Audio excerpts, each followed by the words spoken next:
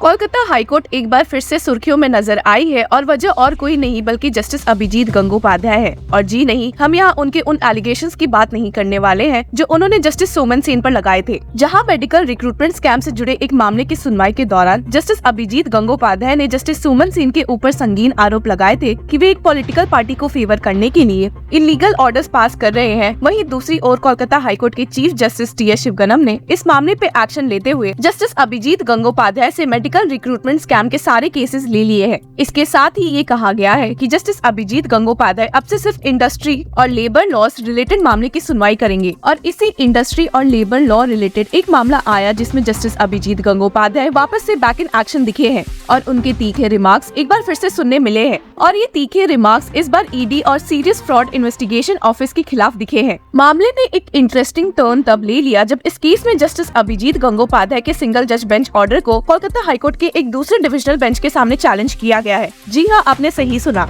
इस मामले में डिविजनल बेंच का क्या फैसला रहा है और उसके बाद वापस से जस्टिस अभिजीत गंगोपाध्याय ने क्या एक्शंस लिए हैं, इस वीडियो में हम देखेंगे। आपको बता दें कि ये केस इसलिए भी इतना इंटरेस्टिंग है क्योंकि जस्टिस अभिजीत गंगोपाध्याय ने अपना फैसला रात के 10 बजे दिया था। जी हाँ, आपने सही सुना। मामले की शुरुआत होती है कुछ जूट इंटरप्राइजेस से जिसमें डेल्टा मिल्स भी शामिल थे और जिन सब पे ये इल्जाम लगा है कि उन्होंने अपने जूट मिल वर्कर्स को अभी तक प्रोविडेंट फंड की पेमेंट नहीं दी है। आपको बता दें कि पिटिशनर्स के काउंसिल ने कहा है कि 2.5 लाख पर वर्कर की पीएफ नहीं मिली है और यहाँ बात हम 10 वर्कर्स की कर रहे हैं जो कि करीबन 25 लाख रुपए है। जस्टिस अभिजीत गंगोपाध्याय ने गुरुवार की दोपहर में इस मामले में सीरियस फ्रॉड इन्वेस्टिगेटिंग ऑफिस को कंपनी के डायरेक्टर्स को समन करते हुए इंट्रोगेट करने के लिए ऑर्डर्स दिए थे। हालांकि जब एसआईएफओ ने जस्टिस अभिजीत गंगोपाध्याय को बताया कि कंपनी के सारे डायरेक्टर्स फेक है और असल में उस जूट एंटरप्राइज के लेबरर्स ही हैं जिन्हें ज्यादा पैसे देकर डायरेक्टर का रोल दिया गया है, तो ये बात सुनकर जस्टिस अभिजीत गंगोपाध्याय चौंक गए और उसी दिन रात के 10 बजे कोर्ट बैठाकर इस मामले की सुनवाई फिर से की।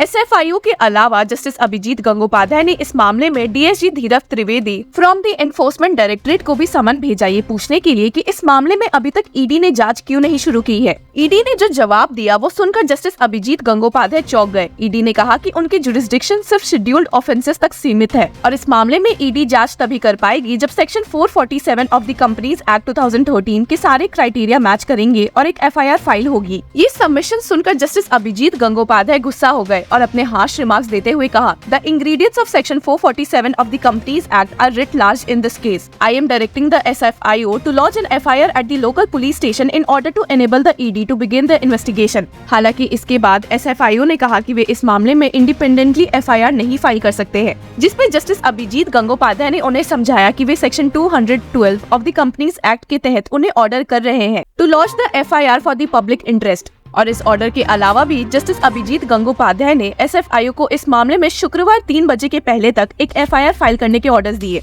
मामले में एक इंटरेस्टिंग टर्न तब आया जब जस्टिस अभिजीत गंगोपाध्याय के इस ऑर्डर को चैलेंज करते हुए accused companies delta mills limited और ओलिसा रियलिटी प्राइवेट लिमिटेड ने कोलकाता हाईकोर्ट की एक डिविजनल बेंच के सामने जस्टिस अभिजीत गंगोपाध्याय के इस ऑर्डर को रिवर्स करने की मांग की। The initial order by justice Gangopadhyay which called for the interrogation of 5 directors from the इम्प्लिकेटेड companies by the serious fraud investigation office was put to the test as the accused organizations appealed to a division bench comprising Justice Surya Prakash Kesharwani and Justice Rajarshi Bharadwaj। हालांकि इस मामले में accused companies को निराश करते हुए Kolkata high court की divisional bench, जिसमें जस्टिस सूर्य प्रकाश केशरवानी और जस्टिस राजर्षि भारद्वाज शामिल थे, ने जस्टिस अभिजीत गंगोपाध्याय के ऑर्डर्स के साथ खिलवाड़ करने से सीधे मना कर दिया and stated, we do not see any reason to interfere with the order of the single bench. इस मामले की गंभीरता को समझाते हुए SFIO along with advocate Souvik Nandi ने कोलकाता हाईकोर्ट की डिविजनल बेंच को इन्फॉर्म करते हुए कहा, a formal complaint has been launched at Hare street police station following the high court's directives and with the necessary permissions from higher authorities. और इस बात की जैसे ही खबर जस्टिस अभिजीत गंगोपाध्याय को लगी तो उन्होंने इस पर तुरंत एक्शन लेते हुए पुलिस स्टेशन के ऑफिसर इंचार्ज को कोर्ट में आधे घंटे के अंदर पेश होने को कहा, जिसके बाद जस्टिस गंगोपाध्याय ने चार्जशीट और एफआईआर कॉपी तुरंत से ईडी को हैंडओवर कर दी कि वे इस मामले में एक जांच शुरू कर दे।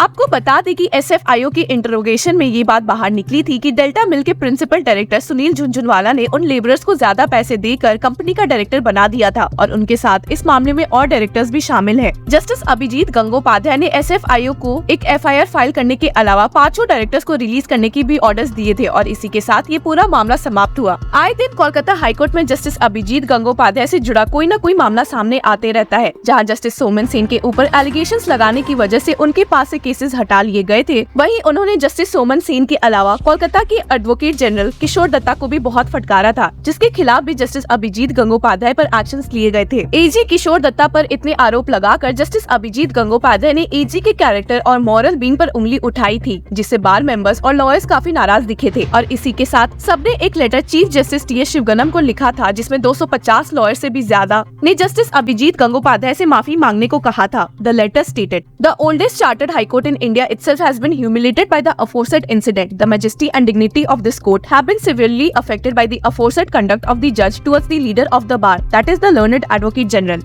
Such an unsavory incident cannot be recorded ever in the annals of this court. हालांकि आपको बता दें कि इन सब मैटर्स को एड्रेस करते हुए जस्टिस अभिजीत गंगोपाध्याय ने एजी किशोर दत्ता को अपने कोर्ट में इनवाइट करते हुए उनसे तहे दिल से माफी मांगी थी। He stated, "Just a few days back, I have said a lot of things to you. I have known you for years. For nearly the last 37 years, I am apologetic to you. I am very very sorry." उन्होंने आगे एक public apology देते हुए भी कहा, "Everyone in the bar must know I am apologetic." आपको बता दें कि जस्टिस अभिजीत गंगोपाध्याय ने जस्टिस सोमन सेन और एजी किशोर दत्ता के अलावा इस मामले में टीएमसी लीडर अभिषेक बैनर्जी को भी खींचा था, जिसे तंग आकर अभिषेक बैनर्जी ने सीधे सुप्रीम कोर्ट का रुख किया है। टीएमसी लीडर अभिषेक बैनर्जी को रिप्रेजेंट कर रहे सीनियर एडवोकेट सिंघवी ने इस मामले में सीजीआई को बोला कि वे जस्टिस अभिजीत गंगोपाध्याय के खिलाफ स्ट्रिक्ट एक्शन चाहते हैं। और तो और टीएमसी लीडर अभिषेक बैनर्जी से जुड़े सारे मामले जस्टिस अमृता सिन्हा और जस्टिस अभिजीत गंगोपाध्याय की बेंच से रिमूव कर देने चाहिए। Singhvi stated, justice Gangopadhyay has now alleged that Justice Soman Sen has spoken to Justice Amrita Sinha asking her to do this or do that. These proceedings also require to either be transferred or be taken up by your lordship.